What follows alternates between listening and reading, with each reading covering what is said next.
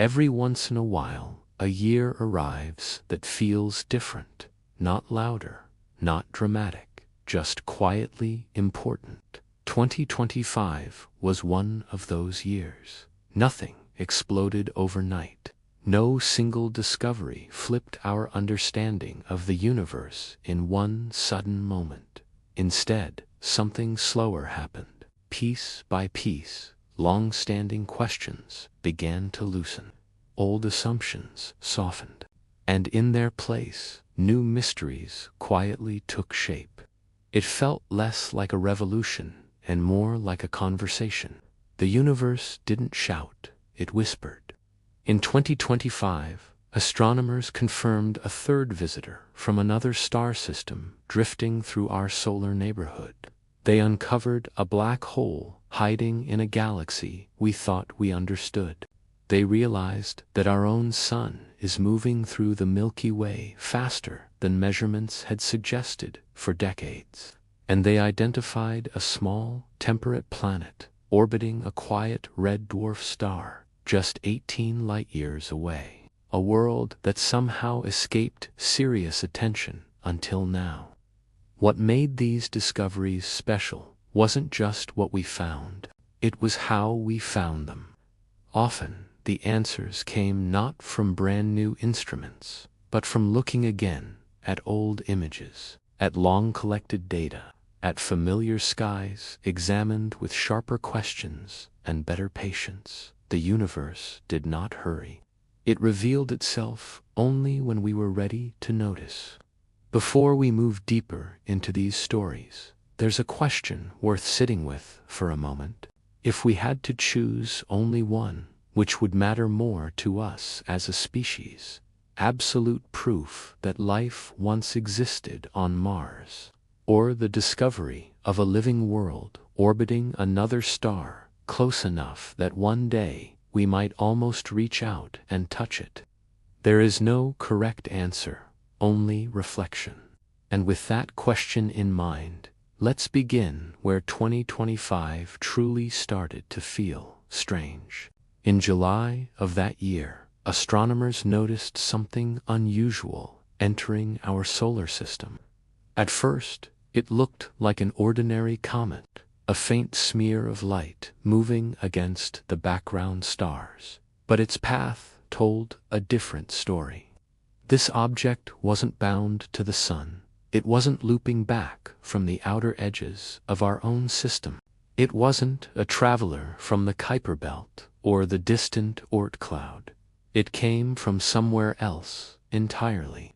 They named it 3E Tellus, only the third confirmed interstellar object ever detected passing through our solar system. To appreciate how rare that is, imagine living on a remote island. Boats pass by from nearby shores all the time. You recognize their design. Their routes make sense. You know where they came from. Then one day, a vessel appears on the horizon that matches nothing you've ever seen, built differently, moving differently, clearly not from any nearby land. That's what an interstellar visitor represents. A messenger from a distant stellar neighborhood, carrying material formed around another sun. The first confirmed visitor, discovered in 2017, shocked astronomers because it didn't behave like a typical comet at all. It showed no tail, no obvious outgassing. It was elongated, tumbling through space in a way that defied expectations. Speculation ran wild, though most scientists remained cautious. The second, found in 2019, looked far more familiar. A classic comet with a bright tail, behaving much like the icy bodies we know from our own system. But this third visitor, arriving in 2025, offered something new. It was big, roughly 5 to 6 kilometers across, far larger than the earlier interstellar objects. Size matters in astronomy. Larger bodies preserve more of their original material. They're less altered by cosmic radiation and collisions. They remember more. When telescopes like Hubble and James Webb turned toward 3I Atlas, they found something fascinating. The comet showed unusually high levels of carbon dioxide, along with traces of complex organic molecules. Organic doesn't mean life. It simply means carbon-based chemistry. But chemistry like this tells a story. It reflects the environment where the object formed, temperature, radiation, distance from its parent star. In a way, the comet carried an accent, a chemical signature of its birthplace. Even more remarkable was its age. Analysis suggested it formed around the same time our own solar system did, more than 4 billion years ago. For eons, it wandered the empty spaces between stars, untouched, unnoticed. Then, by chance, its path crossed ours. As the comet approached the sun and reached perihelion, frozen gases began to warm and release. Material locked away since the dawn of planetary formation became visible. It was like watching a time capsule open itself. Astronomers across the world coordinated their observations. Space telescopes, ground-based observatories, even skilled amateurs contributed data. Each instrument saw something different. Together, they assembled a complete picture of the object's composition, motion, and origin. This kind of global cooperation would have been nearly impossible a few decades ago. Now, it's essential. Because interstellar visitors don't wait, they pass through quickly. By early 2026, 3I Atlas would fade beyond the reach of our most powerful telescopes, returning to the dark between stars, never to be seen again. This was humanity's only chance to study it, and we used it well. The discovery reinforced a quiet realization. Interstellar objects are probably common. Thousands may pass through the outer solar system at any given time. We simply couldn't see them before. Now we can. And each one is a free sample from another planetary system. A gift. As 2025 continued, it became clear this was only the beginning. One discovery led naturally to another. Each answer opened a new question. The universe wasn't done speaking. It was only getting started. And next, it would turn our attention, not outward, but closer to home, revealing something hidden in the shadows of our own cosmic neighborhood. That story unfolds in part 2. Thanks for watching, and be sure to subscribe so you don't miss it. Remember that interstellar visitor, Oumuamua, that zipped past the sun and vanished back into the dark?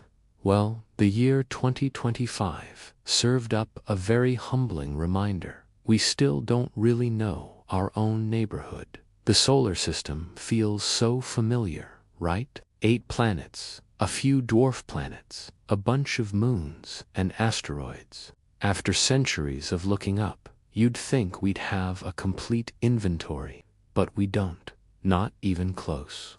In early 2025, astronomers were using the James Webb Space Telescope to study the outer planets. They were looking at Uranus when something small and unexpected popped up. At first, it was just a faint speck, barely a whisper of light against the infinite black. It was something that hadn't been there before. Or maybe it had always been there, just waiting to be seen. It was a new moon. They gave it a temporary name, S2025U1.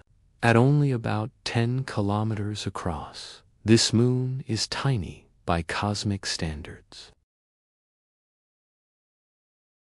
It's exactly the kind of object Voyager 2 would have missed when it flew by Uranus back in 1986. Voyager was moving too fast to linger. But that's where the Webb telescope shines. Unlike Voyager, Webb doesn't rush. It sits far from Earth, staring patiently, gathering every single photon it can. Its powerful infrared vision can spot cold, dark objects that barely glow at all. So, when Webb focused on Uranus's faint ring system, this little moon quietly revealed itself. Follow-up observations confirmed it wasn't a background star. It was moving with Uranus. It belonged there. With this discovery, Uranus's known moon count ticked up once again. But the number itself isn't the most important part. What matters is what this moon represents. 2025 U1 belongs to a special class known as irregular moons. These moons don't orbit neatly around the planet's equator. Their paths are tilted, stretched out, and sometimes they even orbit backward. They're not native, they were captured. A long, long time ago, objects wandering through the solar system got a little too close to Uranus. Its immense gravity reached out, slowed them down, and trapped them in orbit. Some of these captured objects broke apart, while others survived as fragments. Each irregular moon is like a fossil from a violent, chaotic past. By studying their orbits, astronomers can piece together ancient collisions and capture events that shaped the entire outer solar system. These moons aren't just random clutter, they are crucial pieces of evidence. And they might help explain something else that's weird about Uranus: its ring system. The rings are thin, dark, and narrow, nothing like the brilliant, expansive rings of Saturn. Scientists believe these rings are held in place by small shepherd moons, whose gravity keeps the ring particles from drifting away. Many of these shepherds are probably tiny and still undiscovered. 2025 U1 could be one of them, or it could be a clue that helps us find the others. The lesson here was subtle but clear. Even after decades of incredible spacecraft missions and powerful telescopes, our solar system is still revealing new family members. And Uranus wasn't the only one with surprises. Later in 2025, Saturn reclaimed its title as the planet with the most moons, and not just by one or two, by a staggering 128. These are tiny objects, most of them only a few kilometers across. They're irregular, dark, and were captured long ago. With these new additions, Saturn's total known moon count surged past Jupiter's, reaching 274. That number sounds absurd until you remember just how big Saturn is. It's massive. Its gravity dominates a vast region of space. Over billions of years, it has intercepted countless wandering objects. Some stayed, while others shattered into entire families of fragments. These moons tell a story of constant motion and collision, of a solar system that was never, ever quiet. Naming all of them has become a real challenge. Traditionally, Saturn's moons are named after figures from mythology. But there are only so many mythological figures to go around, and the universe, well, it has no limits. Many of these new moons might just keep their temporary designations, forever strings of letters and numbers, instead of proper names. And that, in itself, is another reminder. Discovery often moves faster than tradition. But the discoveries weren't just happening in the distant outer solar system. Something much closer to home was finally noticed. In August of 2025, astronomers announced they'd found an object designated 2025 PN7. At first, it looked like just another near-Earth asteroid. But its movement was strange. It wasn't just passing by, it was staying. Calculations showed that this object has been moving alongside Earth for at least 60 years, and possibly much, much longer. It doesn't orbit Earth like our moon does. Instead, it orbits the Sun in a unique pattern that keeps it near our planet. This makes it a quasi-satellite. From our perspective here on Earth, it appears to circle us. But in reality, it's dancing with us as we both travel around the sun. It's about 200 meters across, too small to be a threat, and its gravity is too weak to hold on to anything. But it's incredibly interesting because it's always nearby. Most near-Earth asteroids swing past us once, then disappear into distant orbits for years. Quasi-satellites, on the other hand, linger. They stay accessible. They practically invite us to study them, and maybe, one day, to use them. Objects like 2025 PN7 are natural space laboratories. They're also potential stepping stones for future exploration sources of raw materials like water and metals. Not tomorrow, not next year, but in a future where space travel becomes more routine and less heroic. 2025 PN7 reminded us that Earth isn't traveling alone. We have these quiet companions sharing our path through space, completely unnoticed for generations. When you step back and look at all these discoveries together, a pattern starts to emerge. We tend to think of discovery as this dramatic, sudden breakthrough, a single aha moment of clarity. But 2025 showed us a different truth. Discovery is often slow and incremental. It's a faint dot of light here, a subtle wobble there, a careful reanalysis of old data. The universe doesn't hide its secrets behind giant walls. It hides them in plain sight, behind familiarity. We stop looking closely at the things we think we already know. And when we finally do start looking again, with fresh eyes and new tools, even our own cosmic backyard starts to feel wonderfully, excitingly unfamiliar. As the year went on, astronomers turned their attention outward once more. Not to moons or asteroids, but to something far more consequential. A rock on Mars, a rock that refused to be explained away. And that story begins in part 3. Thanks for watching.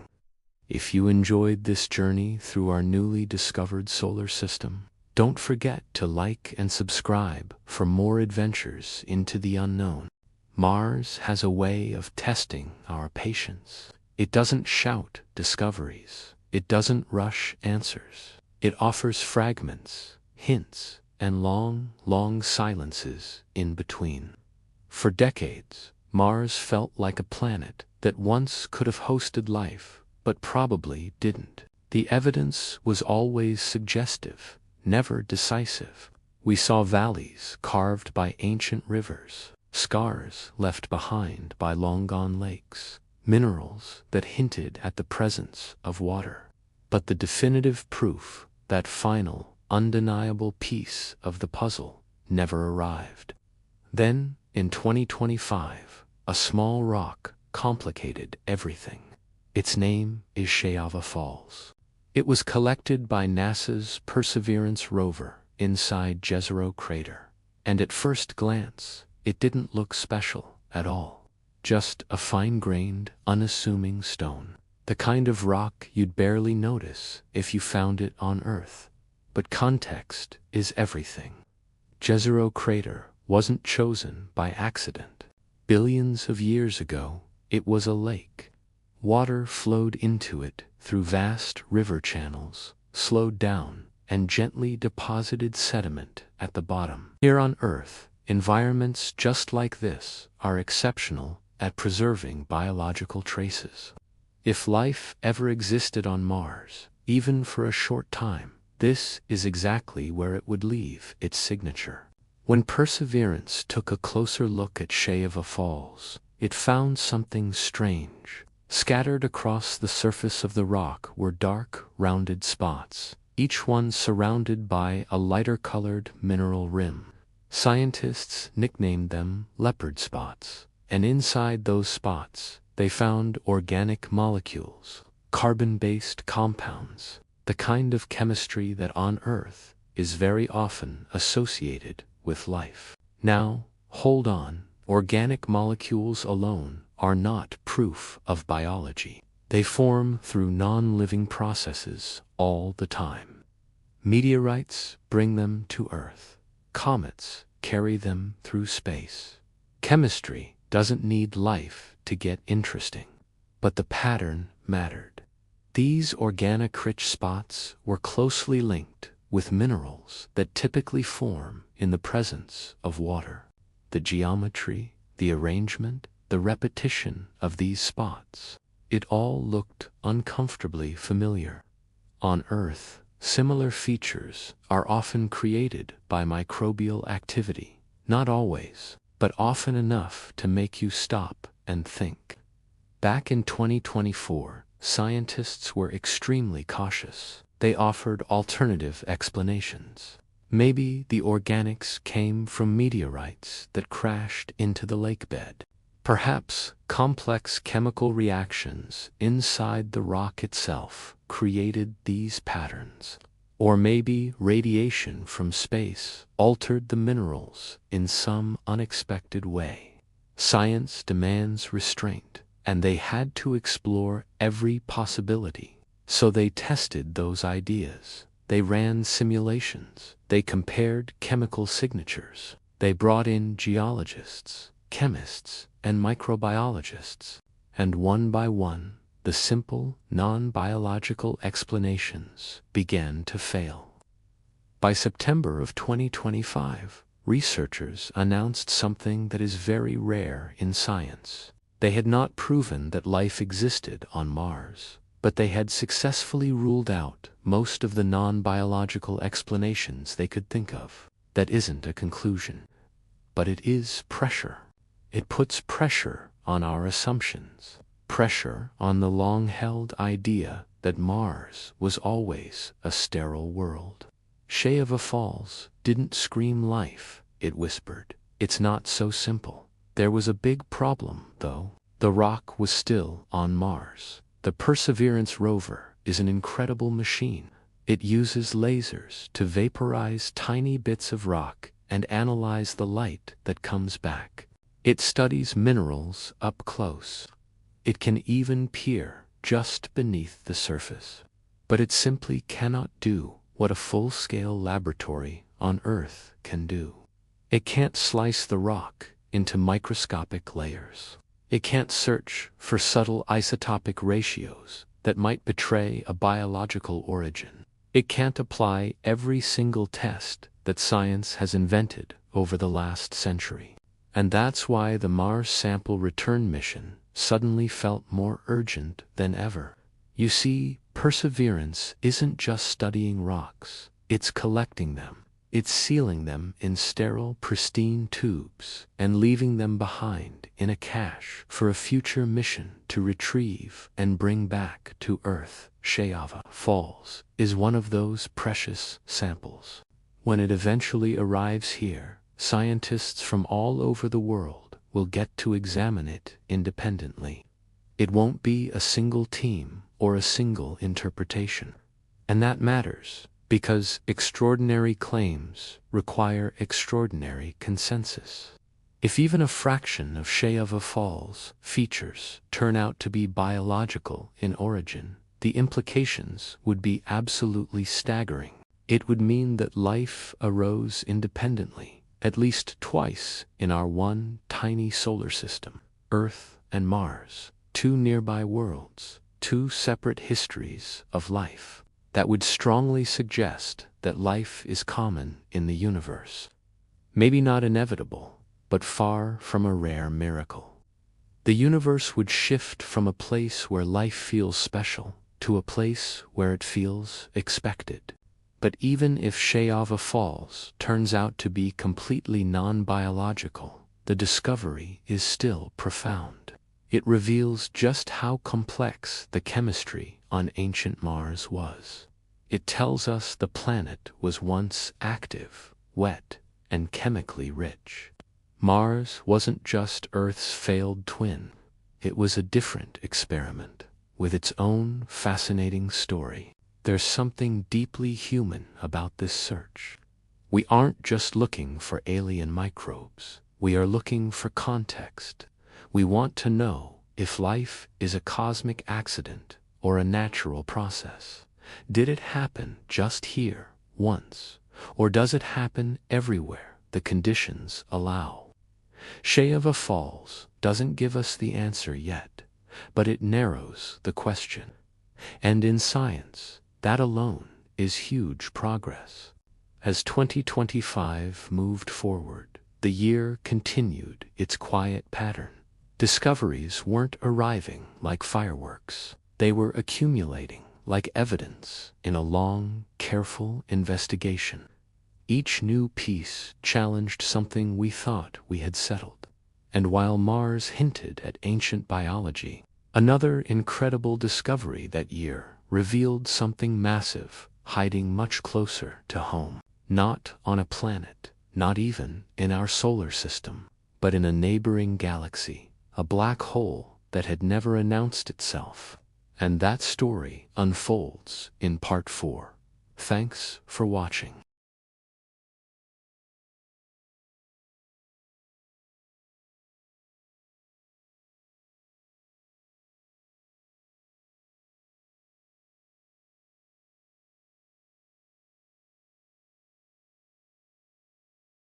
They tear matter apart, announcing their presence with radiation so powerful it can cross entire galaxies.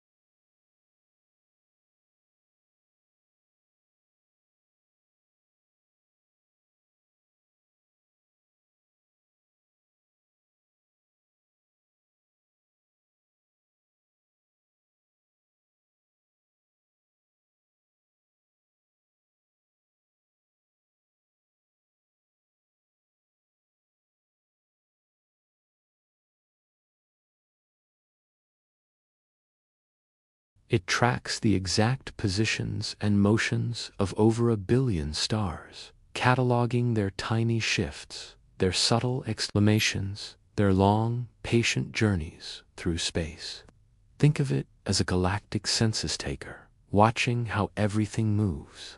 Most stars drift along calmly, following predictable paths dictated by gravity, but some do not. Occasionally, Gaia detects stars moving far too fast for their surroundings, racing outward at speeds that make no sense unless something incredibly massive has violently flung them away. These are called hypervelocity stars. In early 2025, while sifting through Gaia's data, astronomers noticed something deeply unsettling inside the Large Magellanic Cloud. Not just 1 or 2 hypervelocity stars, but dozens of them, an entire swarm, all escaping from the galaxy's core. And when they traced the motions of these stars backward in time, every single path converged on the same invisible point. It looked like a silent explosion, frozen in motion. Naturally, astronomers pointed every telescope they could at that spot. They looked for radio waves, they looked for X-rays, they looked for the telltale glow of a feeding black hole. They saw nothing, just empty, quiet darkness.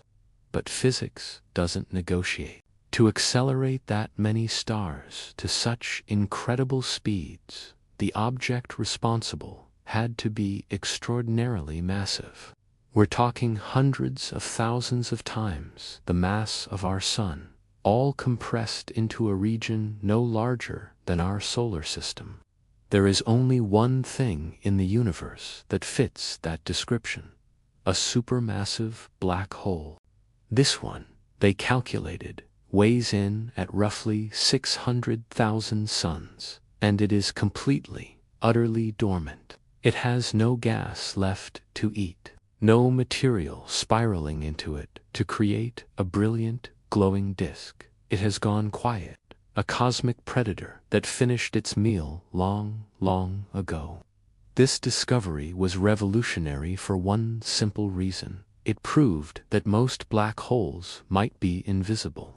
Until this point, nearly every supermassive black hole we'd ever found had announced itself by feeding, by shining, by drawing attention. This one didn't. It was found purely through its gravitational influence, through the way it rearranged its surroundings, without emitting a single photon of light. The fact that it was in the Large Magellanic Cloud is also significant.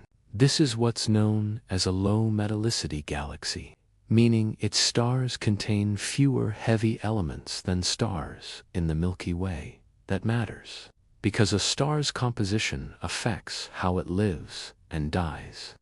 In these environments, massive stars don't shed as much material over their lifetimes. When they finally collapse, they can leave behind much heavier black holes. Finding a supermassive black hole here forces astronomers to rethink how easily these giants can form, especially in the early universe. It suggests they might be far more common and far quieter than we ever imagined.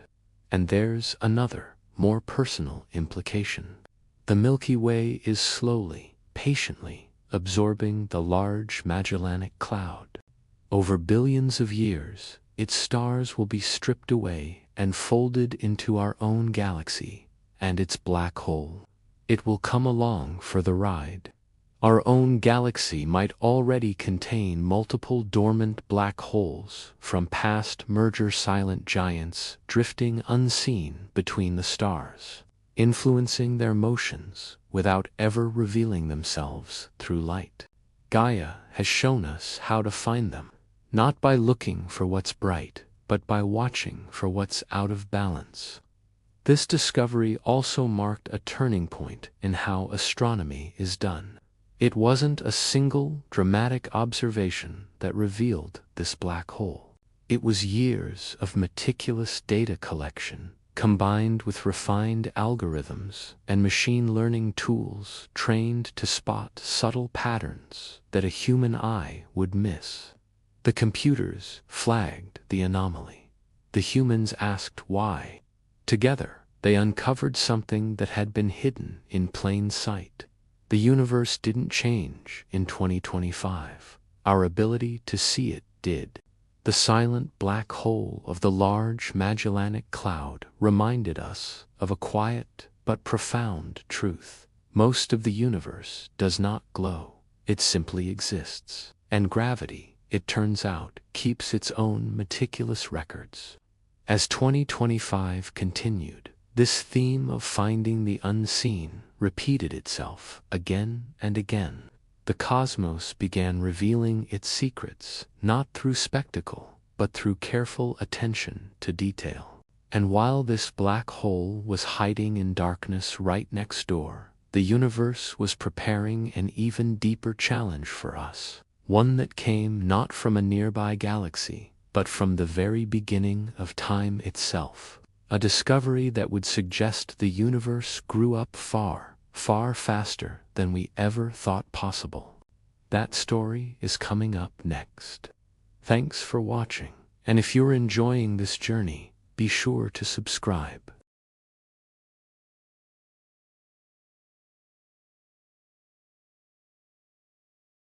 Light doesn't travel instantly. It takes time for it to race across the vast emptiness of the universe. So, when a powerful telescope like the James Webb Space Telescope peers at the most distant galaxies, it's not seeing them as they are today. It's seeing them as they were billions of years ago, back when the universe was just a baby. In 2025, Webb did something extraordinary. It looked so far back that it saw the cosmos as it was just 570 million years after the Big Bang. And what it found? Well, it simply shouldn't exist. Deep inside a faint, ancient galaxy, astronomers detected a supermassive black hole. And it wasn't a quiet, dormant relic. This black hole was alive. It was actively feeding, pulling in surrounding gas, heating that matter to unimaginable temperatures, and shining like a beacon across the cosmos.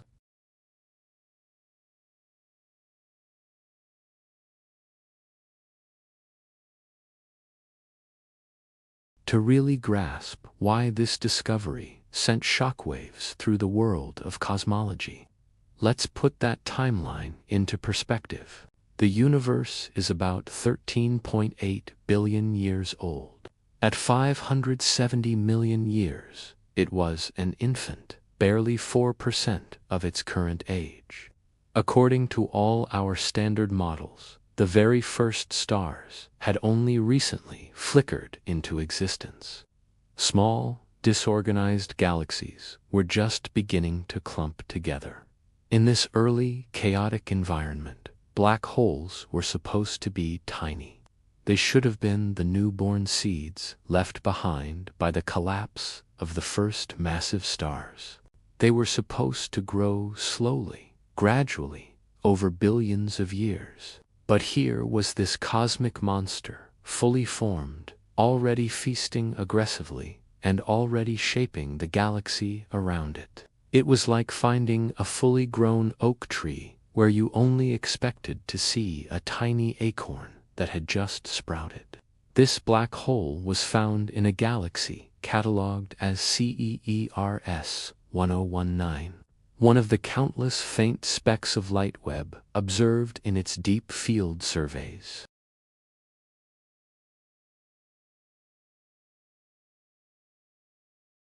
But at its heart sits a black hole that is far, far too large for its age and for the size of its host galaxy.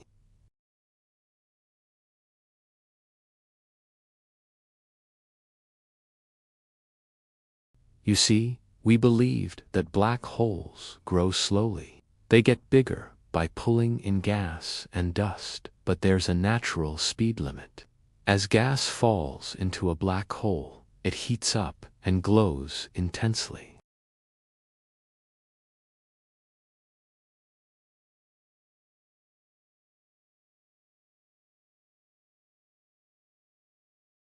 It's a built-in braking system that regulates growth under these rules. There simply hasn't been enough time, not even close, for this black hole to have reached its observed mass. The numbers just don't add up. Something is missing from our theories. This forces astronomers to consider some pretty radical and uncomfortable possibilities. One idea is a process called direct collapse. In the primordial universe, conditions were completely different from today. The gas clouds were pristine, made of almost nothing but hydrogen and helium left over from the Big Bang.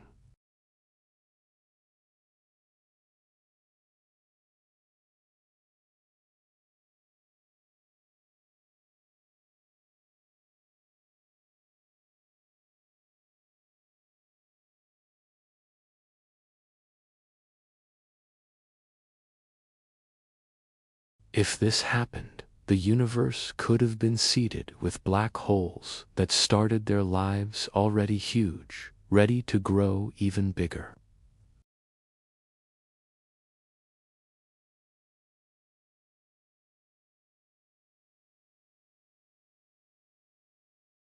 Perhaps the environments of the early universe were so dense, so packed with gas, and galaxy mergers were so frequent that black holes could have gorged themselves at rates far beyond anything we see today. They might have found a way to bypass that natural braking system, accelerating their growth dramatically. Or it could be a combination of both. They started big and then grew incredibly fast. What's become undeniably clear is this: our models of the early universe are incomplete, and this discovery isn't an isolated fluke.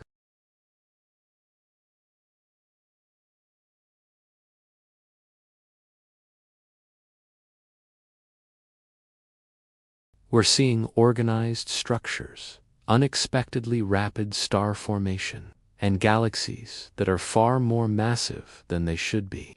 It's as if the early universe was far more efficient, more capable of building complex structures than we ever imagined. It was building things bigger and faster than we thought possible. This ancient black hole also tells us something else, something crucial about the history of the entire cosmos. It played a role in an event called cosmic reionization.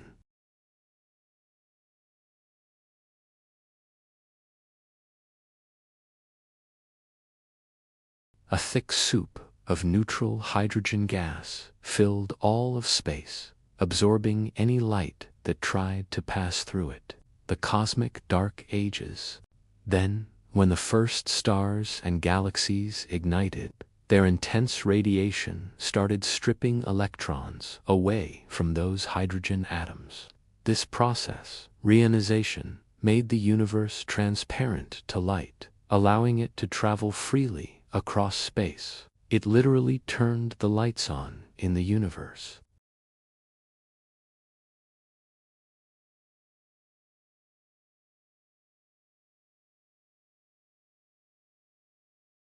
They blast out enormous amounts of high-energy radiation.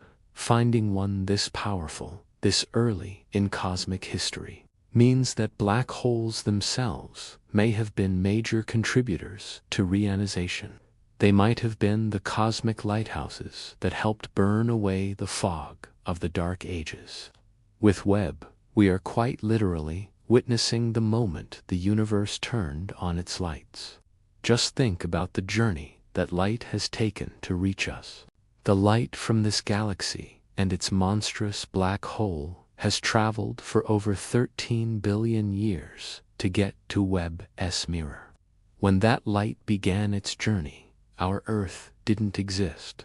Our sun hadn't even formed. Our own Milky Way galaxy was still in the messy process of assembling its first primitive structures.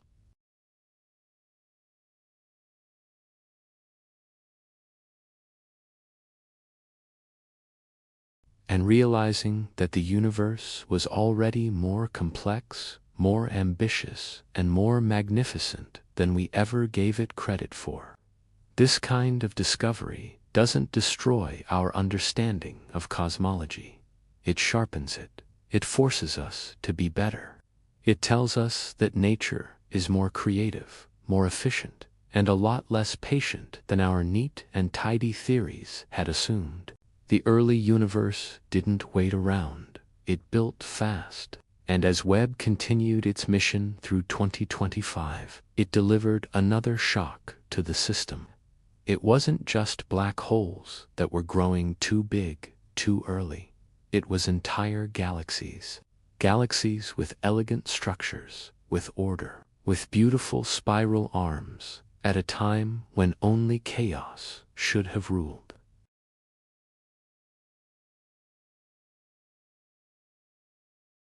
Thanks for watching. For decades, astronomers believed the early universe was messy, not chaotic in a dramatic, explosive sense, but unfinished, half-built, like a construction site where the blueprints were still being drawn up. Galaxies, we thought, needed time.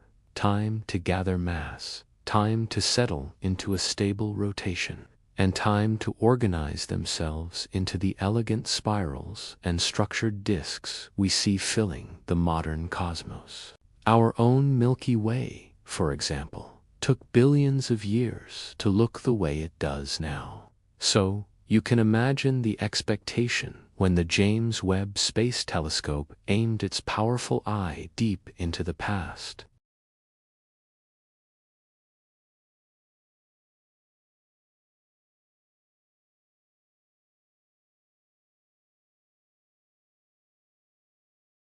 What they found instead was, to put it mildly, deeply unsettling.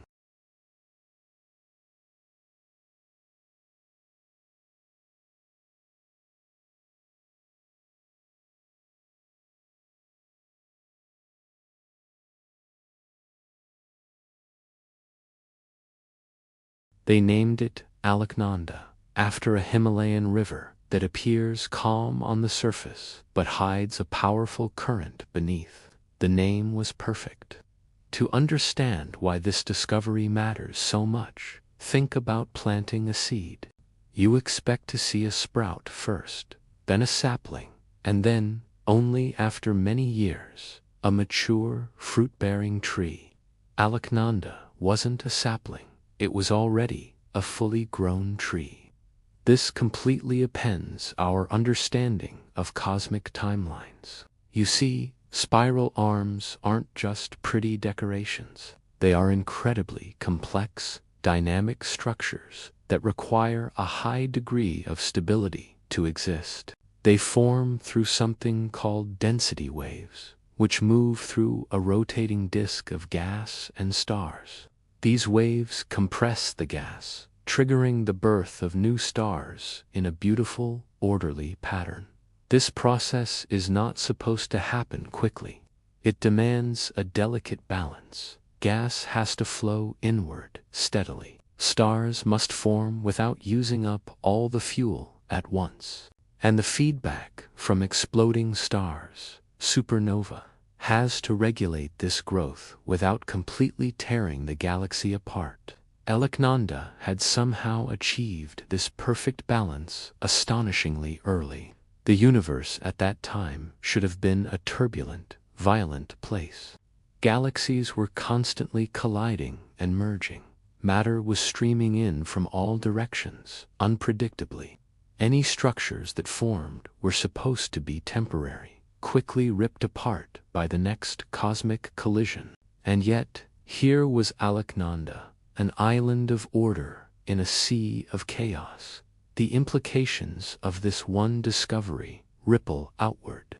If one spiral galaxy existed this early, it's highly likely that others did too. And sure enough, as Webb continued its observations, it started identifying more and more early galaxies that showed this same unexpected level of maturity. This discovery challenges one of the core assumptions of modern cosmology, the idea that structure in the universe emerges slowly, piece by piece, over billions of years.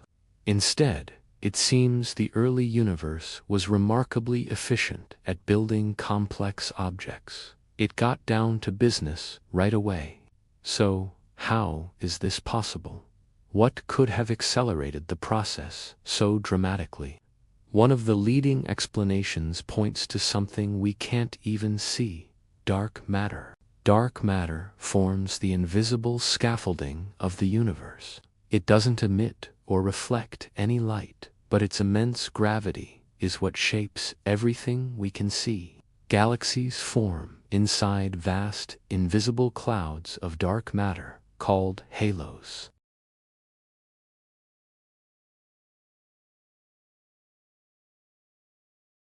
Perhaps the dark matter halos in the early universe were more massive or clumped together more effectively than our current models predict.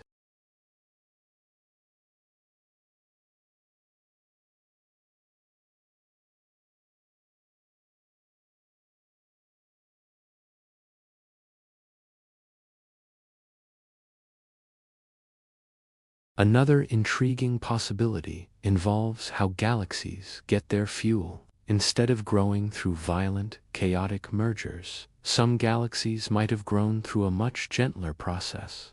Imagine steady, smooth streams of cold gas flowing along the filaments of the cosmic web, feeding a growing galaxy like a river flowing into a lake. This process, known as cold gas accretion, would allow a disk to form and grow without being constantly disrupted by violent collisions. Alaknanda, with its serene structure, might be a perfect example of this quieter, more peaceful path of galactic growth.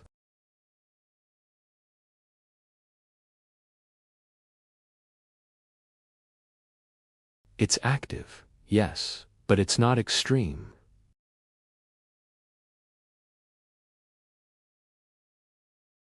They burn through their reserves of gas in a furious, rapid-fire burst of star formation, shining incredibly brightly for a short time before fading away. They live fast and die young. Alaknanda seems different. It's forming stars, steadily, sustainably. It's pacing itself.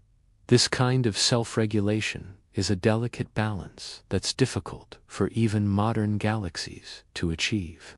Seeing it in a galaxy so young forces astronomers to completely rethink how galaxies manage their resources and control their own growth. This discovery of Alaknanda doesn't exist in a vacuum. It fits into a broader, emerging pattern from the year 2025. We were also finding that the supermassive black holes at the centers of galaxies grew much faster than expected. We were seeing that entire clusters of galaxies organized themselves sooner than predicted. The universe, it seems, wasted absolutely no time in becoming complex. And this realization raises a rather uncomfortable question. If galaxies and black holes matured so quickly, what else did we get wrong? What other fundamental assumptions about the cosmos are built on shaky ground? This matters because our cosmological models are all interconnected. If you change one fundamental assumption, like the timeline for galaxy formation, everything else shifts. The timing of galaxy formation affects the timing of star formation. Star formation affects how and when heavy elements, the building blocks of planets, are created and distributed throughout the cosmos. The distribution of elements affects the formation of planets, and planet formation, of course, directly impacts the potential for life to emerge.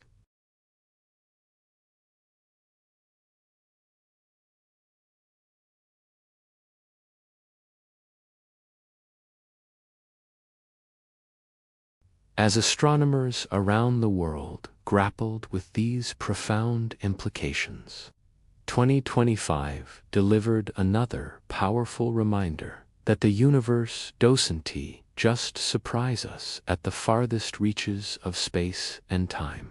Sometimes the biggest surprises are waiting for us much, much closer to home.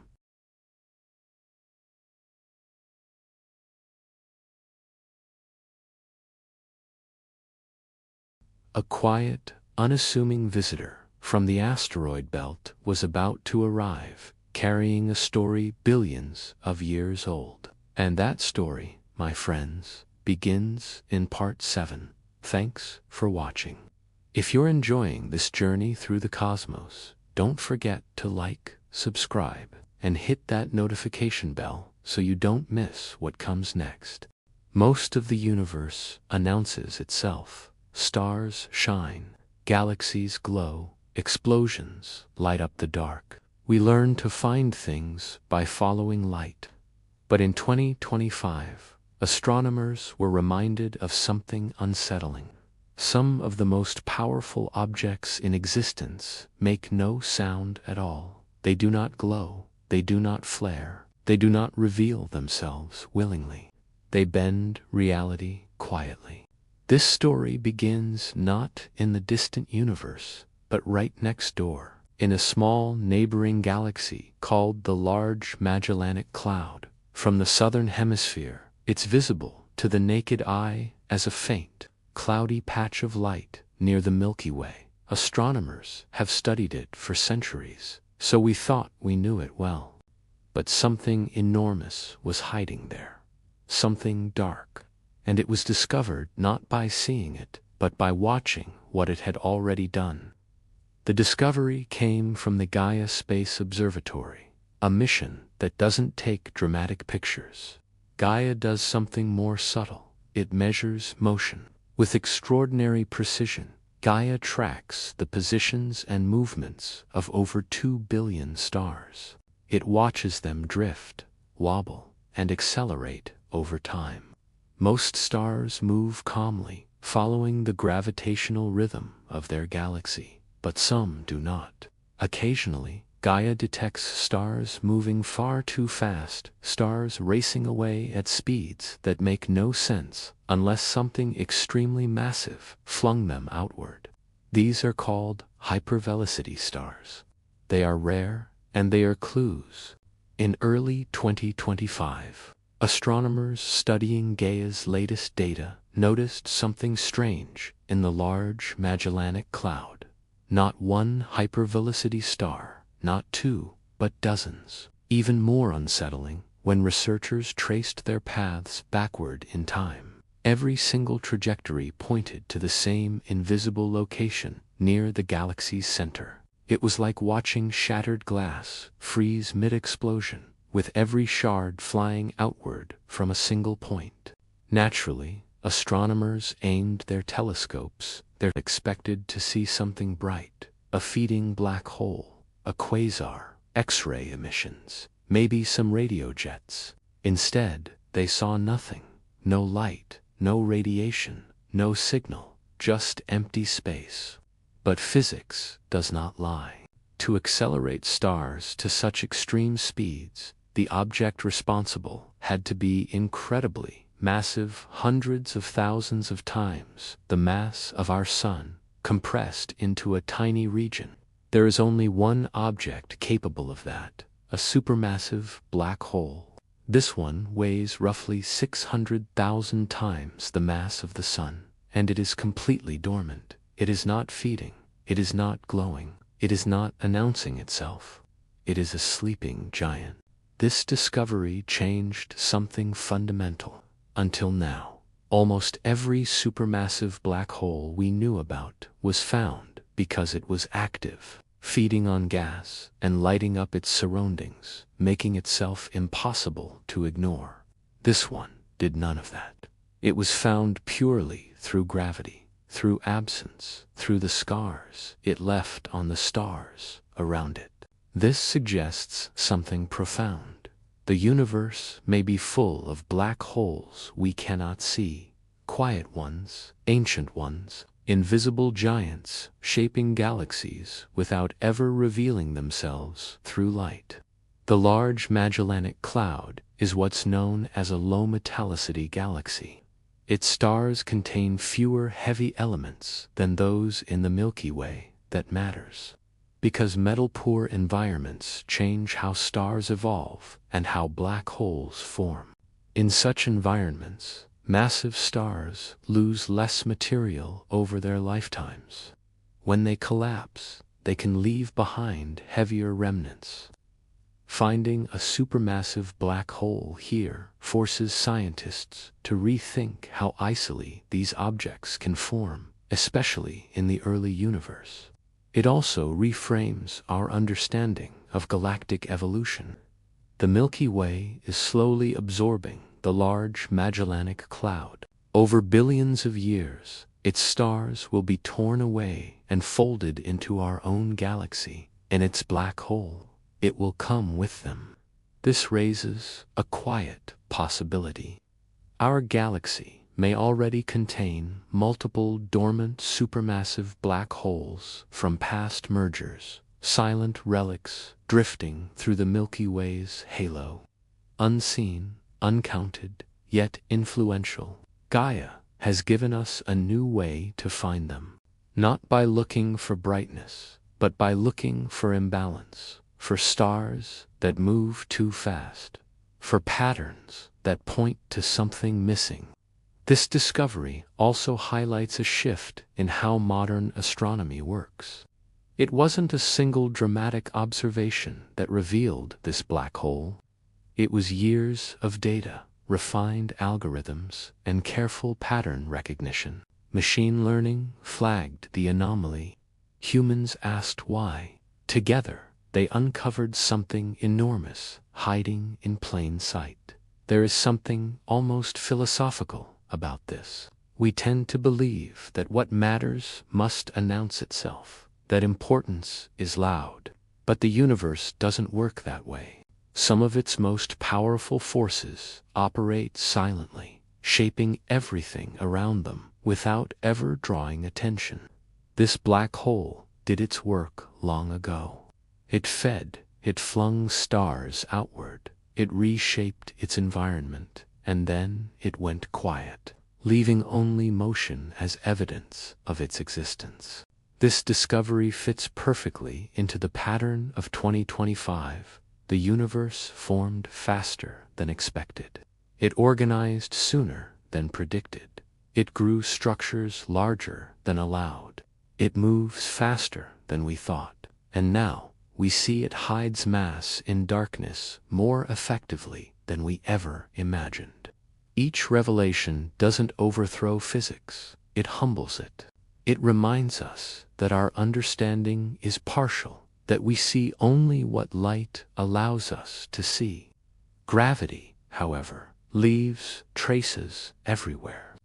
As astronomers continue to analyze Gaia's data, more discoveries like this are likely. Other silent black holes, other hidden masses, other gravitational ghosts. The Milky Way's history may be far more crowded than it appears, and this has consequences beyond mere curiosity. Black holes influence star formation, they alter galactic motion, and they shape cosmic evolution, even when they sleep. The universe, it seems, is not just faster and more structured than we believed. It is also more hidden, more layered, more subtle.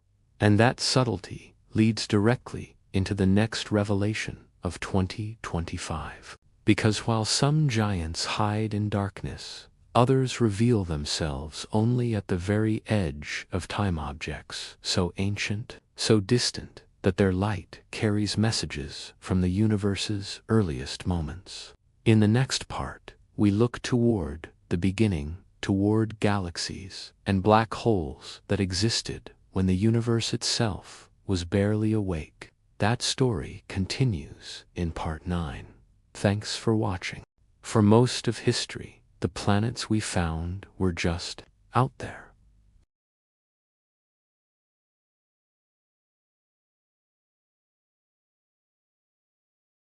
We knew something was there, but we couldn't feel it. They were real, but unreachable.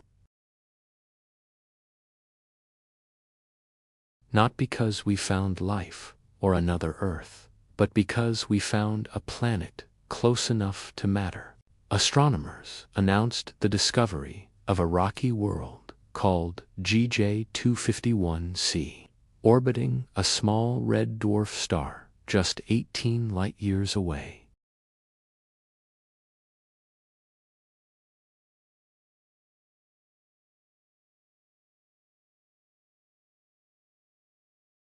That closeness changes everything, because proximity means possibility.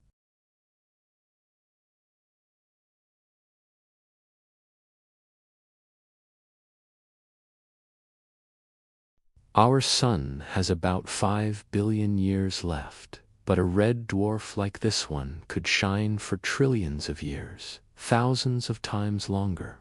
This makes them both promising and a little bit dangerous. Promising because they offer stable energy over unimaginable timescales, but problematic because, when they're young, they can be violent, releasing powerful flares that can strip atmospheres from nearby planets and bathe them in radiation. GJ 251c orbits its star every 54 days. That tells us it's close. So close, it's probably tidally locked.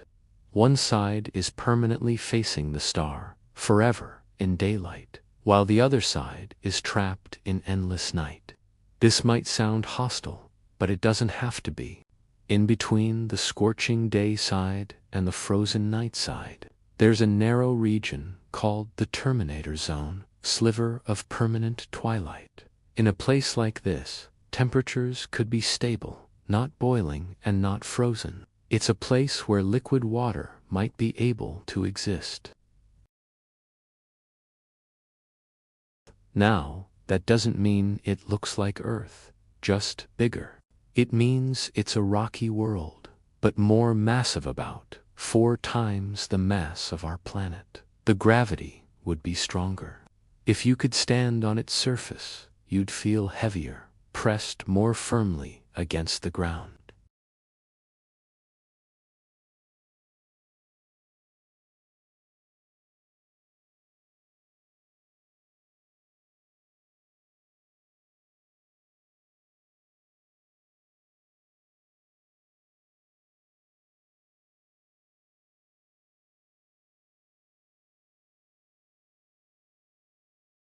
This method doesn't give us pictures, but it gives us confidence. The signals were repeated, the timing was consistent, and it was verified by independent teams. GJ251c is real. What makes this so exciting isn't just where it is, but what we might be able to do next. At only 18 light-years away, this planet is close enough for us to study its atmosphere. If its orbit is aligned just right, it might pass in front of its star from our point of view. When that happens, starlight shines through the planet's atmosphere before it reaches us. And that light carries information, chemical fingerprints, oxygen, carbon dioxide, water vapor, methane. Each molecule absorbs light in a unique way. By analyzing those patterns, we can figure out what the atmosphere is made of. This isn't science fiction. We already do this for larger planets. Doing it for a smaller, rocky world is much harder, but it's not impossible. The James Webb Space Telescope might be able to attempt this, and future telescopes certainly will. But this is where we need to be careful. Finding oxygen, for example, doesn't automatically mean life. There are non-biological ways to produce it. What truly matters is the context, the combination of gases, their proportions, and their stability over time. Life leaves complex patterns, and it takes careful, patient analysis to see them. Even if GJ251c turns out to be lifeless, it still matters. It represents a whole category of worlds, nearby, rocky planets, around red dwarf stars. There are likely billions of planets just like it in the Milky Way alone. We're only just beginning to catalog them.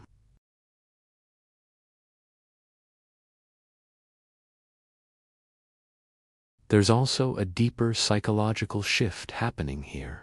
For most of human history, potentially habitable worlds were just theoretical concepts.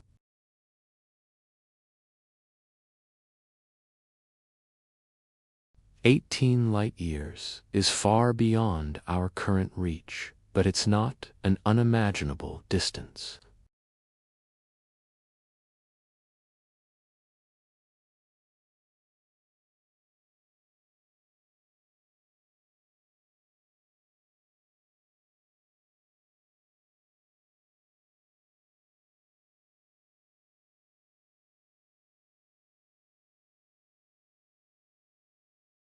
We always compare other worlds to Earth. But what if Earth isn't typical? What if it's just one possible outcome among countless others?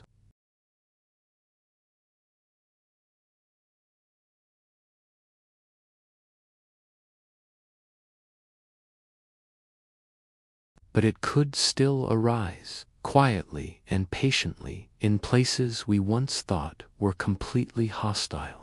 For a long time, red dwarf systems were considered poor candidates for life because of those stellar flares and tidal locking. But recent research suggests that thick atmospheres can survive, magnetic fields can offer protection, and vast oceans can redistribute heat across a planet. Life adapts. We see that right here on Earth, with extremophiles thriving in boiling volcanic vents, frozen ice, and acidic lakes. If life can do that here, it might be doing it elsewhere. So, GJ251c doesn't promise us life, but it promises us opportunity. A chance to test our ideas, to refine our understanding of what it means for a planet to be habitable. It's a chance to move beyond speculation. There's something quietly hopeful about that. Not in a dramatic, sci-fi way, but in a scientific one. The universe isn't empty of places where life could exist. It's full of them. And many are much closer than we ever believed. As the year 2025 unfolded, discoveries like this began to reshape the narrative.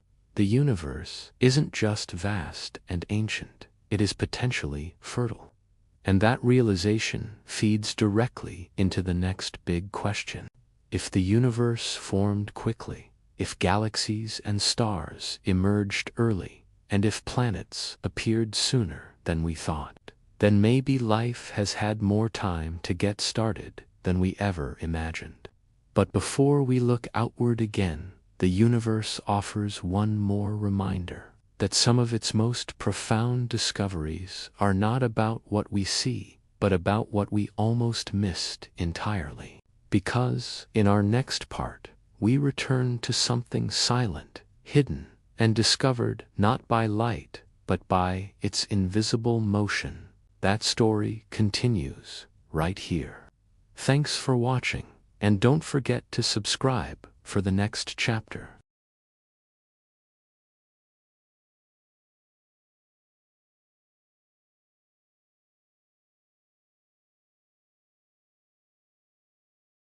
No preferred direction, no special center, no cosmic bias.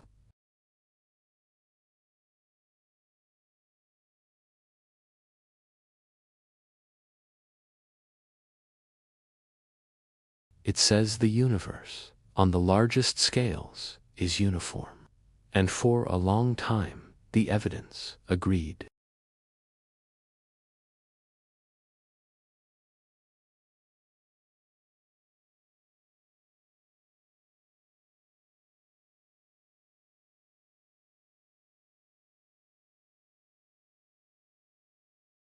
The most important clue comes from the faintest light in existence, the cosmic microwave background, or CMB.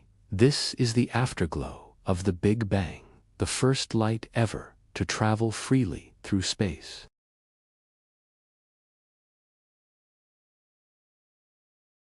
But when scientists examined the CMB in exquisite detail, they found something strange. It isn't perfectly even. There's a tiny temperature difference across the sky.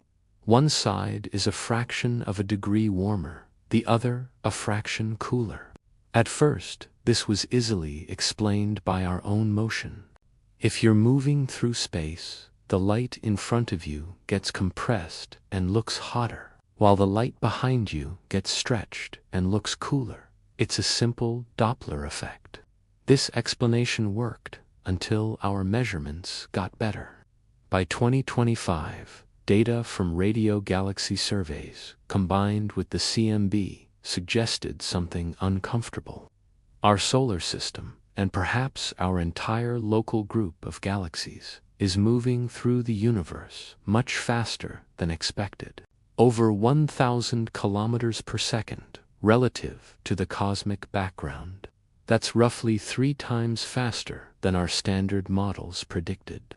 This raises an unsettling question. What is pulling us or pushing us? Motion implies a force, and on cosmic scales, that force is gravity.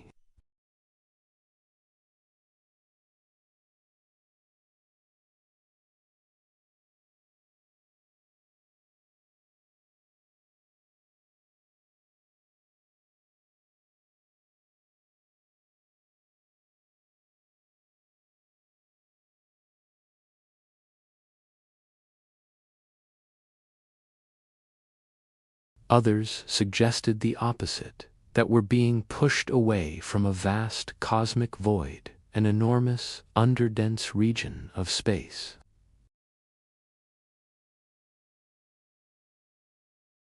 The gravity from the surrounding matter would naturally pull you outward.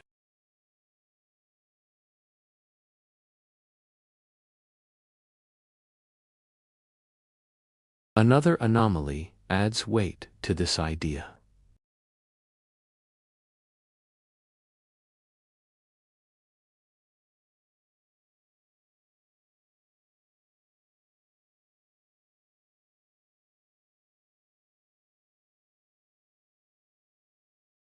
Individually, any of these could be a statistical fluke, but together they form a pattern that's becoming difficult to ignore. One particularly controversial feature is sometimes nicknamed the axis of evil. The name is dramatic, but the implication is simple. It refers to a large-scale alignment in the CMB temperature fluctuations that suggests the universe might have a subtle directional preference, a cosmic axis. This doesn't mean there's a literal arrow pointing somewhere. It just means certain patterns appear more often along one direction than others. That simply shouldn't happen in a perfectly uniform universe. Of course, extraordinary claims require extraordinary caution. Scientists are well aware that systematic errors, interference from our own galaxy, or even biases in our instruments can create the illusion of a pattern. And yet, as the data gets better, some of these anomalies refuse to go away. This leads to even deeper theoretical questions. What if the universe has a large-scale structure we don't fully understand? What if dark energy, the force driving cosmic expansion, isn't uniform?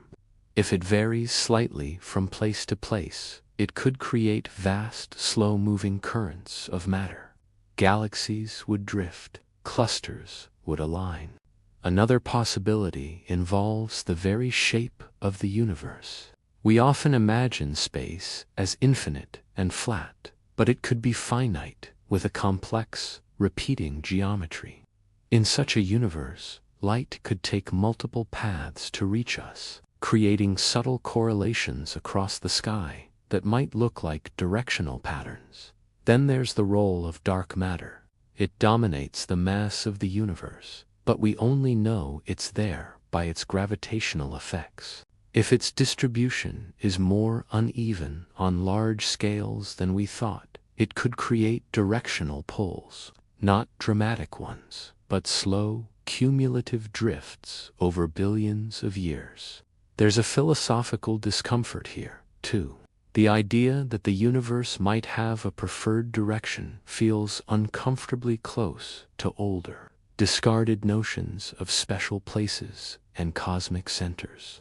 Modern cosmology worked hard to move past those ideas, not because they were offensive, but because the evidence didn't require them.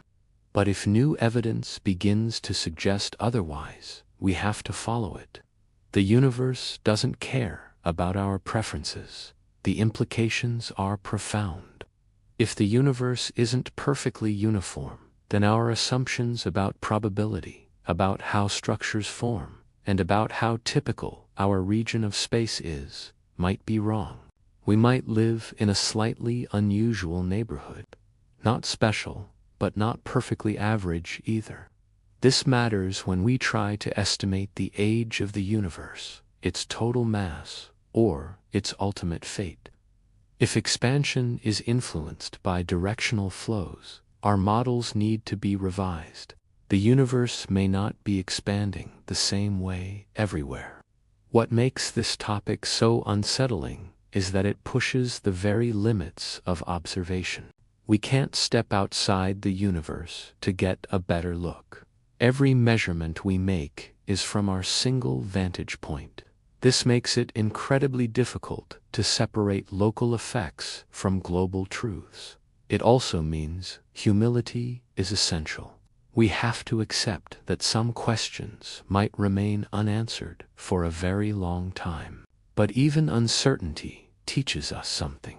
It teaches us to be cautious with our assumptions, to stay flexible, and to listen closely to what the data is whispering.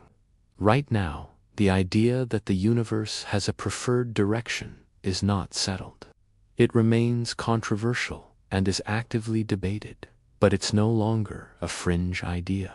It's a legitimate question, driven by real observations, forcing us to confront a possibility we once dismissed, that the universe may not be as indifferent as we thought. And this leads us to something even stranger. If direction and motion can emerge without a visible cause, what about gravity itself? What if much of the gravitational pull shaping the universe comes from something we can't see at all? Next time, we explore the gravity that doesn't come from matter. Thanks for watching, and don't forget to subscribe for the next part of our journey. Did you know there's a limit to how far we can see? Not because our telescopes aren't powerful enough, but because the universe itself has an edge to its memory.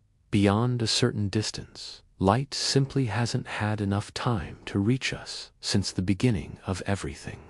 When astronomers talk about looking back to the dawn of time, they mean catching the faintest possible signals from the most distant objects. Light stretched thin by 13 billion years of cosmic expansion. Photons that left their source when the universe was still an infant, still learning how to exist. And recently, discoveries have pushed us dangerously close to that edge, not in a dramatic Hollywood way, but in a quiet, almost unsettling one. The James Webb Space Telescope started detecting galaxies and black holes from a time when the universe was less than 600 million years old. Now, that number is easy to say, but it's incredibly difficult to feel. At that point in cosmic history, there were no beautiful spiral galaxies like our Milky Way. There were no long-lived stars like our Sun. No planets like Earth. The universe was still a chaotic, hot soup cooling down from its violent birth. And yet, what Webb found looked surprisingly advanced. Some of these early objects weren't faint, blurry smudges. They were bright, they were structured, they were active. One galaxy, observed at an extreme distance, showed clear evidence of a feeding supermassive black hole. The radiation pouring from superheated material spiraling into its maw was unmistakable. This black hole was already millions of times the mass of our Sun, at an age when, according to our models, an object like that should barely even exist. Even more unsettling, this wasn't a one-off. Multiple early galaxies showed signs of these powerful black holes. Some seemed to completely dominate the galaxies they lived in. Others appeared to be growing much faster than the stars around them. This raises a serious, fundamental question. How did the universe build such complexity so incredibly quickly? According to our traditional models, the early universe should have been starved of the heavy elements needed to form complex structures. The cooling process for gas clouds should have been inefficient, and star formation should have been a slow, gradual affair.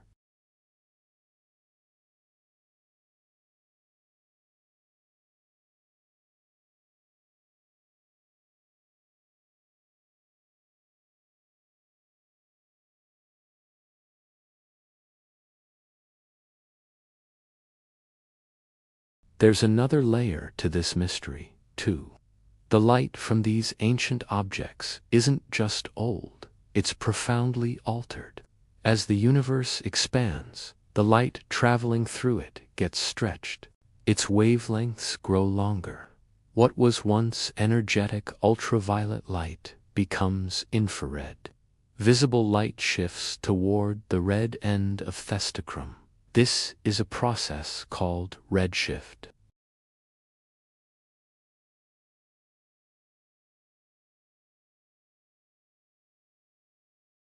This means we aren't seeing them as they truly were.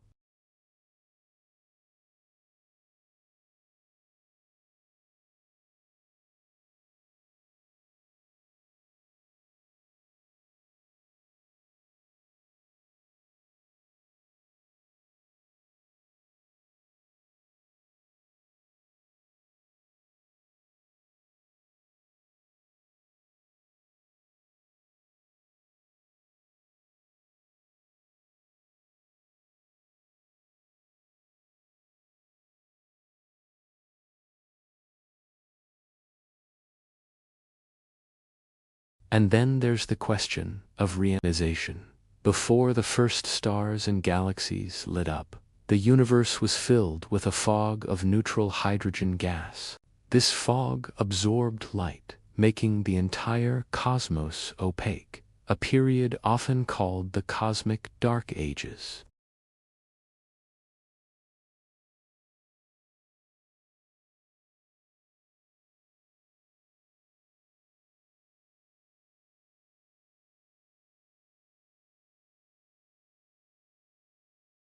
This transformation reshaped everything.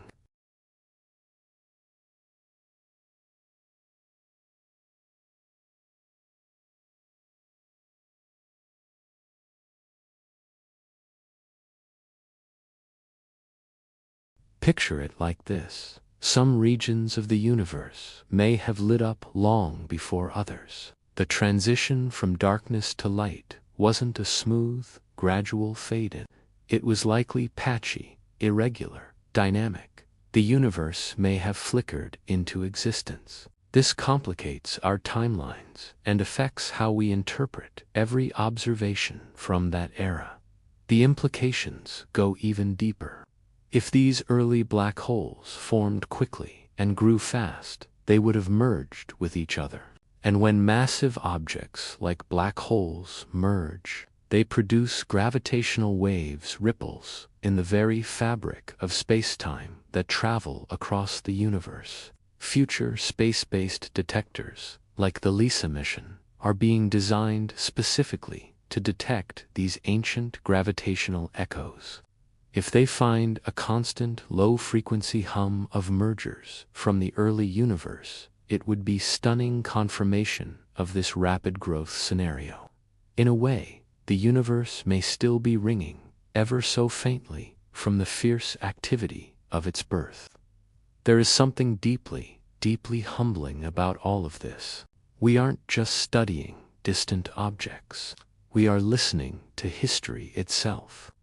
Every single photon web detects from these faraway galaxies has traveled for over 13 billion years. It has crossed an ever-expanding space, dodged clouds of dust, survived countless interactions, and has finally arrived here, now, to be collected and interpreted by us creatures who evolved on a small, rocky planet orbiting an ordinary star. That perspective really changes how we think about certainty in science. Our models were built using the data we had.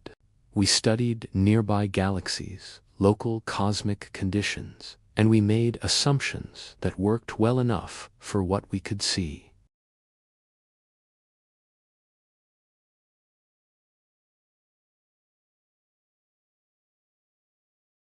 This doesn't mean our entire understanding of cosmology is wrong.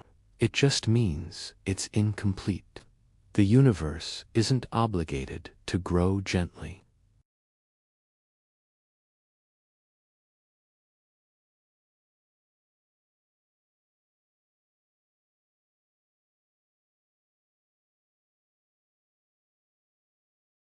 These discoveries also force us to reconsider something fundamental: the relationship between time and complexity.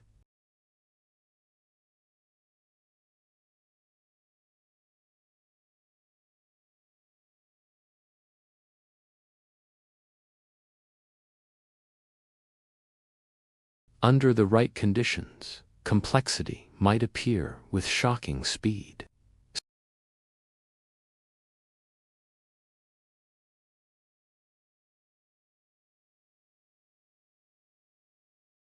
Time isn't the only ingredient in the cosmic recipe. Conditions matter. Density matters. The laws of physics matter. And the early universe was incredibly dense, energetic, and perfectly primed for rapid, transformative change.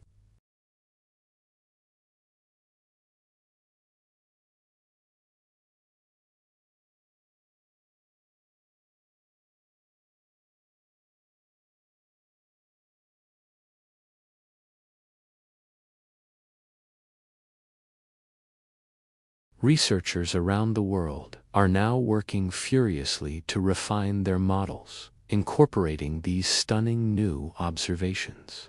Simulations are being adjusted. Old assumptions are being stress-tested. Some theories will survive this trial by fire. Many others will not. That is exactly how progress works.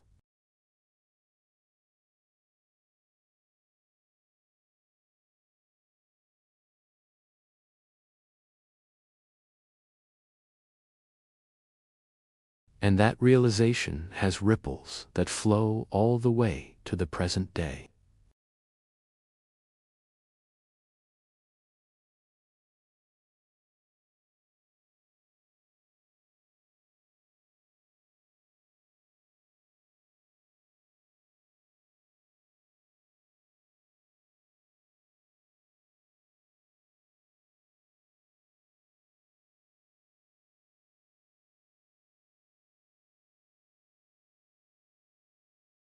Again, this is not proof that life existed everywhere, but it means the universe was offering chances, lots of them, and much earlier on. As we absorb these incredible messages carried to us on the first light, another question starts to form. If the universe grew so fast and organized itself so early, if hidden mass is shaping the motion of everything we see, if silent, supermassive giants are sculpting galaxies from within, then what else have we misunderstood? What other quiet assumptions are guiding our interpretations without us even noticing? In the next part, we'll turn to a question that seems simple, but is anything but.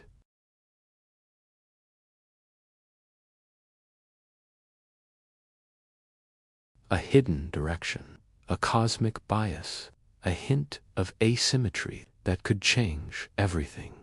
Thanks for watching. If you enjoyed this journey to the edge of time, be sure to subscribe and hit the bell so you don't miss our next exploration into the cosmos. Gravity is supposed to be simple. Mass attracts mass. The more mass, the stronger the pull. This idea has worked beautifully for centuries. It explains why apples fall, why planets orbit the sun, and why moons dance so gracefully around their worlds.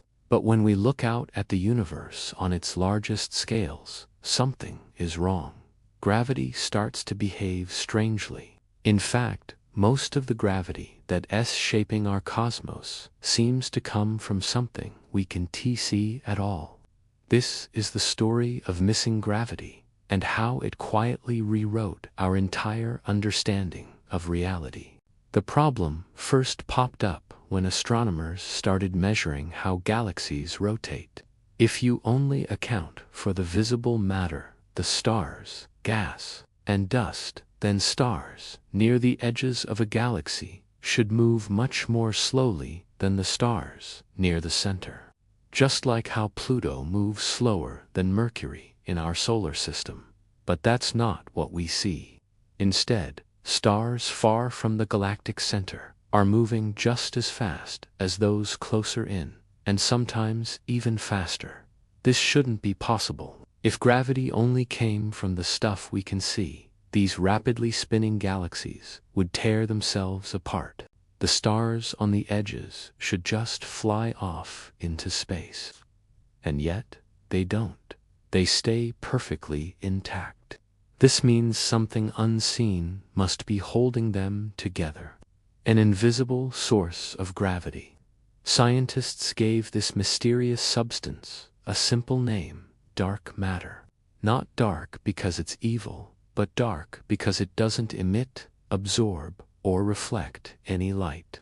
We can't see it directly. We can only feel its immense gravitational pull. Over time, the evidence for dark matter just kept piling up. We saw that massive clusters of galaxies bend light far more strongly than their visible mass would allow. We observed that the large-scale structures of the universe, the cosmic web of galaxies, formed much faster than normal matter could explain on its own. And even the faint afterglow of the Big Bang, the cosmic microwave background, contains imprints that demand an extra source of gravity. By now, the conclusion is almost unavoidable. Roughly 85% of all the matter in the universe is completely invisible to us. Everything we see, every star, planet, galaxy, and cloud of gas makes up only a tiny fraction of what's really out there.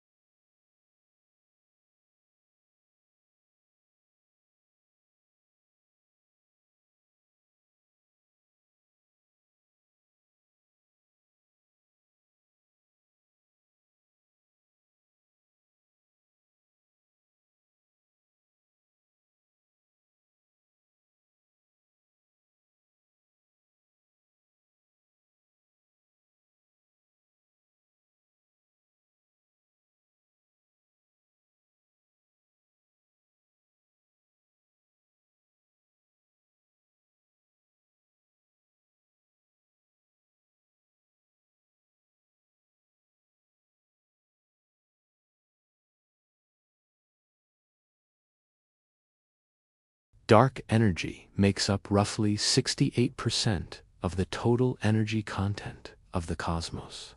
Dark matter adds another 27%. That leaves normal matter, everything we know and can touch, accounting for only about 5%. This means that the universe we experience is shaped almost entirely by forces we cannot see and do not comprehend. But here's the most unsettling part. We have absolutely no idea what dark matter or dark energy actually are. They are just placeholders. They're names we've given to effects we can observe but can't explain. And in recent years, cracks have begun to appear even in these theories. Some galaxies seem to have dark matter distributed in ways our models don't predict. Some galaxy clusters show gravitational effects that don't quite line up with our simulations. And on the very largest scales, the expansion of the universe might not be happening at the same rate everywhere. This raises a provocative, and some would say heretical, possibility. What if the problem isn't missing matter or energy? What if the problem is gravity itself? What if gravity behaves differently on cosmic scales? There are alternative theories. One of the most talked about is called modified gravity. Instead of adding invisible matter to the universe, these theories propose that gravity itself changes its behavior when accelerations become incredibly small, like at the very edges of galaxies or across the vast empty distances between them. In these regimes, where space-time is stretched thin, gravity might become stronger than we expect. It might not follow the simple inverse square law we learn in school.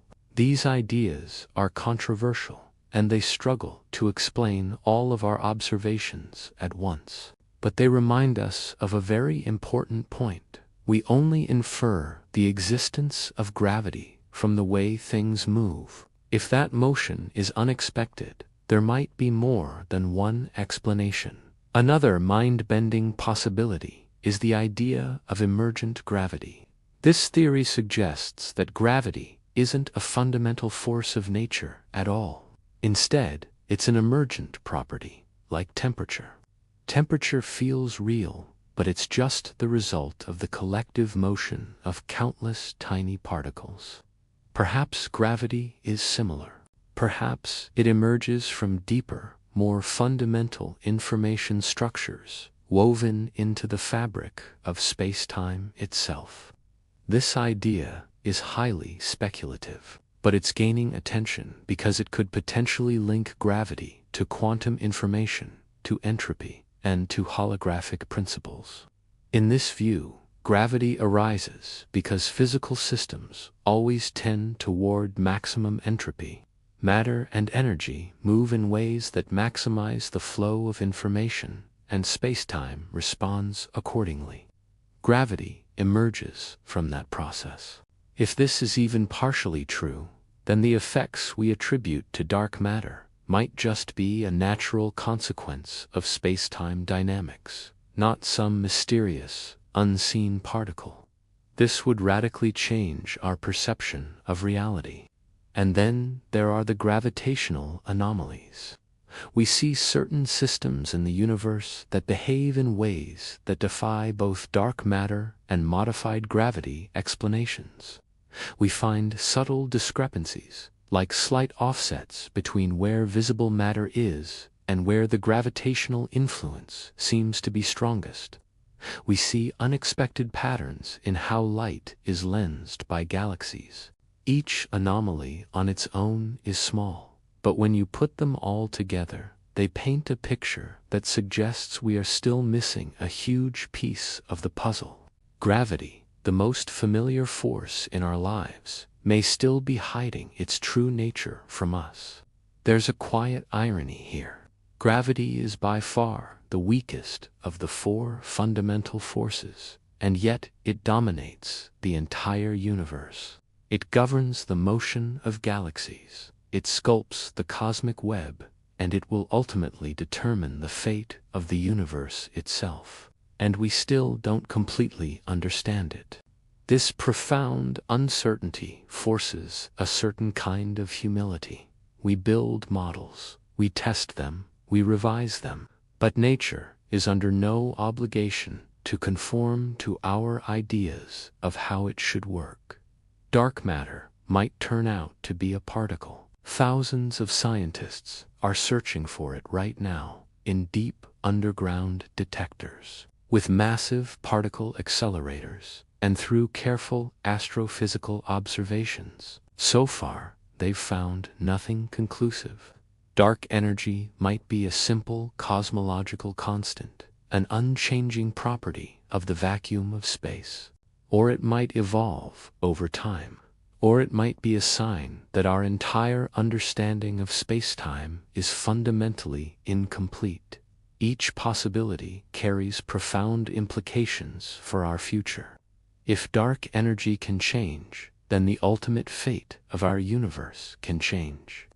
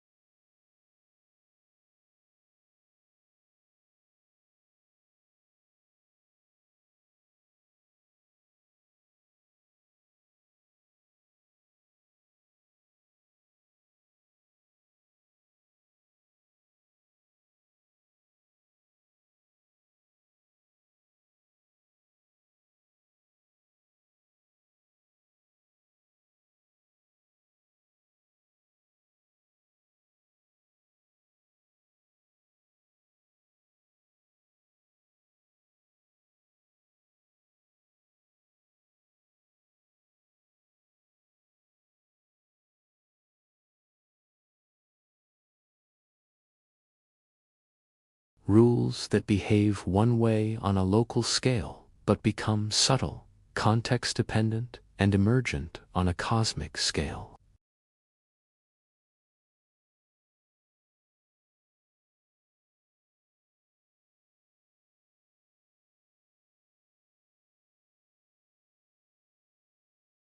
And that nuance does not give up its secrets easily.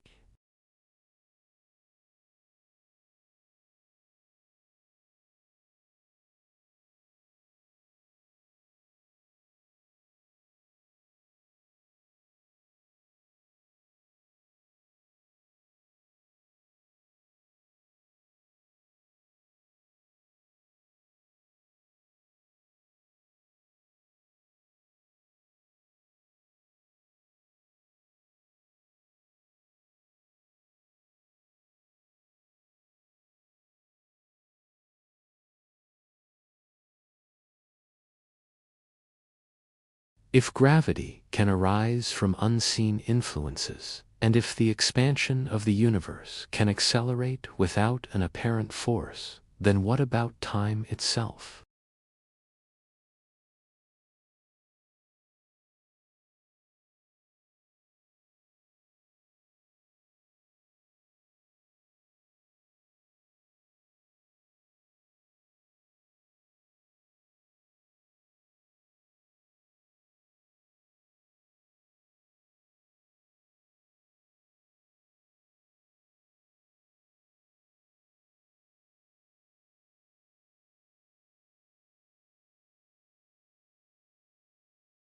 At least, that's how it feels from our human perspective. But the universe tells a different story, a quieter one, a stranger one. According to modern physics, time is not a universal river flowing at the same speed everywhere. It bends, it stretches, it slows down.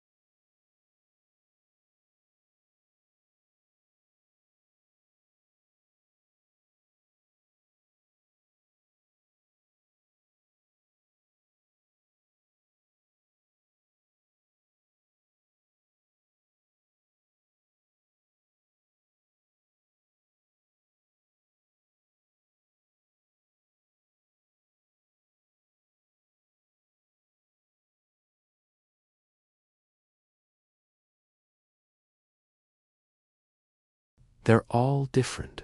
Here on Earth, these differences are incredibly tiny, almost imperceptible. But out in the cosmos, they become dramatic. Imagine being near a black hole where gravity is immense. For you, time would slow to a crawl. To a distant observer, it would look like you were frozen, your clock ticking slower and slower as you approached the event horizon. Yet from your own perspective, inside that intense gravity, time would feel completely normal.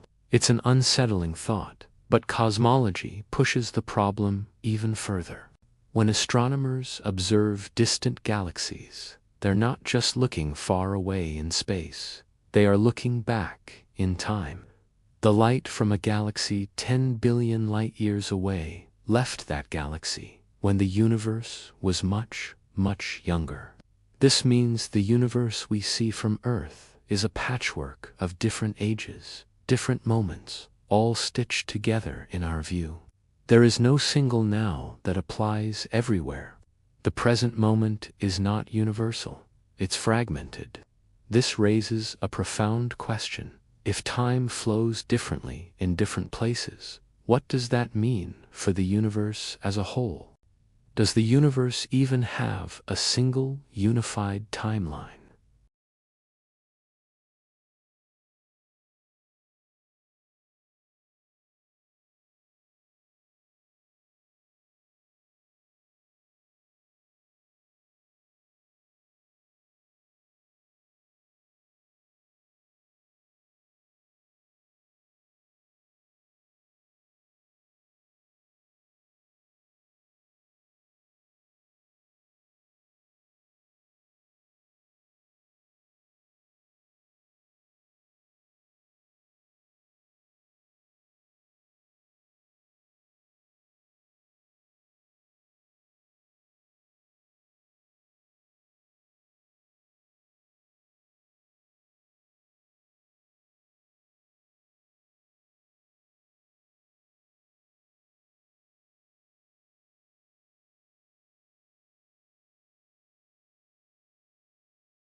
It suggests that different parts of the universe may have actually aged at slightly different rates.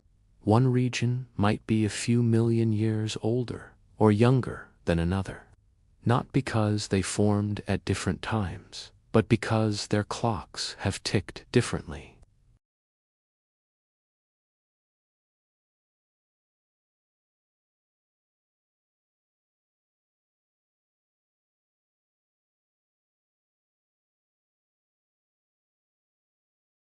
This could make distant galaxies appear to be accelerating away from us more rapidly than they actually are. In this view, some of what we call dark energy might just be an illusion, an artifact of time behaving unevenly across the cosmos. This idea is still on the fringes, but it shows how deeply our understanding of time is woven into our most fundamental theories. Then there's the very early universe. During a period called inflation, just a fraction of a second after the Big Bang, space-time itself expanded faster than the speed of light. This doesn't violate relativity, because it was space itself that was stretching, not something moving through it. During this explosive era, time behaved in ways we can barely comprehend. Quantum fluctuations, tiny ripples in the fabric of reality, were stretched and frozen into the large-scale structure of the cosmos, planting the seeds for the galaxies we see today. Time during inflation wasn't the gentle, steady progression we experience. It was abrupt, violent, and transformative, and we still don't fully understand it. Quantum mechanics adds yet another layer of weirdness. At the smallest scales, the concept of time gets fuzzy. In some fundamental quantum equations, time doesn't even appear. The laws of physics themselves seem to be time-symmetric. They work just as well forwards as they do backwards. Yet, we clearly experience an arrow of time.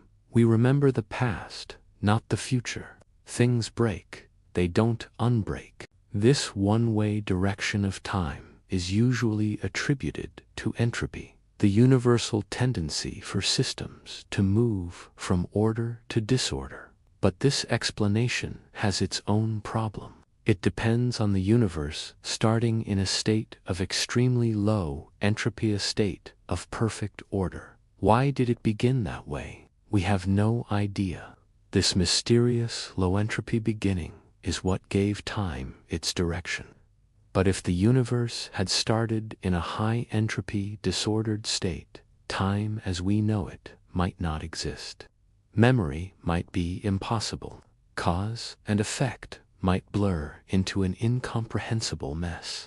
In a sense, the arrow of time is a fragile consequence of the universe's birth conditions. This fragility becomes even more apparent when we look at the most extreme environments.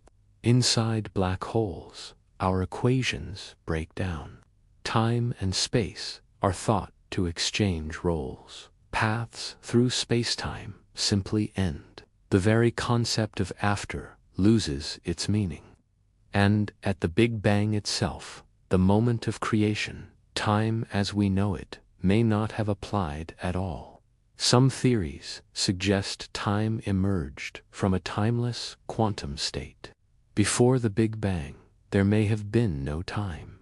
Or perhaps time existed in a form we simply cannot conceptualize. Other theories propose cyclic universes, where time loops. Universes expand, contract, and are reborn in an endless cycle. In these models, time has no absolute beginning, only phases.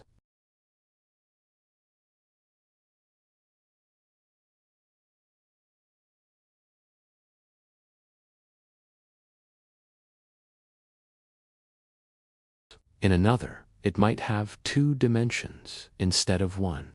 This is highly speculative, but it arises naturally from some of our leading theories.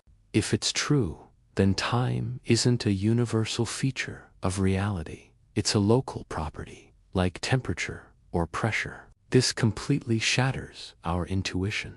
We tend to think of time as the fixed stage on which the cosmic play unfolds. But maybe time isn't the stage. Maybe it's one of the actors. And yet, there's a reassuring observation. When astronomers look at distant, exploding stars or supernova, they see time dilation happening exactly as predicted. The light from these events is stretched by the expansion of the universe, making them appear to happen in slow motion. And this stretching is remarkably uniform across the sky. This suggests that despite all the local variations, time behaves coherently on the largest scales. It's a strange balance. Time is flexible, but it isn't chaotic. But this balance may be fragile. If dark energy changes over time, or if large-scale structures influence time more than we expect, then our cosmic clock might not be as reliable as we think. This matters deeply. Our estimates of the universe's age, our reconstruction of cosmic history, and our predictions for the future all depend on woman the Jasha about time. If those assumptions are even slightly off, our conclusions could shift in meaningful ways. From our human perspective, we experience time as a straight line, one moment following another. But the universe doesn't owe us a structure that matches our perception. Time may be more like a vast, complex landscape with different paths, different slopes, and different speeds. We move through this landscape in one particular way. Other objects, in other places, move differently. Some barely move at all. In a sense, the universe contains many times, all overlapping and interacting, with none of them being the true time. This doesn't make time unreal. It just makes it relational, contextual, and dependent on motion, gravity, and the very structure of the cosmos. As our instruments improve, we are beginning to see the fingerprints of this complex time everywhere in the evolution of galaxies, in the growth of black holes, and in the expansion of the universe itself. Time is not just a background parameter. It is an active participant in the cosmic story. And that realization prepares us for what comes next. If time can stretch, slow, and fragment, then perhaps our greatest mistake is believing our models are complete. Thanks for watching. If you're enjoying this journey into the mysteries of the cosmos, make sure to subscribe and hit that notification bell.